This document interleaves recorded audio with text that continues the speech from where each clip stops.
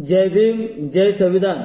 तर मी सर्वप्रथम शिंदे सरकारचे संभाजीनगरचे आमदार संजय शिरसाट यांचा जाहीर निषेध व्यक्त करतो। तर निषेध व्यक्त करण्याचे कारण असे की बदलापूरमध्ये जे बलात्काराचे प्रकरण झालं, तर या प्रकरणाविषयी पत्रकाराने आमदार संजय शिरसाट यांची मुलाखत घेतली असता तर त्या मुलाखतीमध्ये आमदार संजय शिरसाट यांनी सांगितले की त्या बलात्कार करणाऱ्या नरात आम्हाला फाशीची शिक्षा झाली पाहिजे।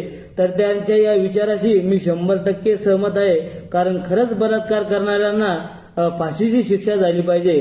पण हे पत्रकाराशी बोलत असताना संजय शिरसाट यांची जीभ घसरली। तर या संजय शिरसाटचा मी जाहीर निषेध या ठिकाणी व्यक्त करतो। तर ते पत्रकाराशी बोलत असताना त्यांनी एक शब्द वापरला की कायदा गेला उडत।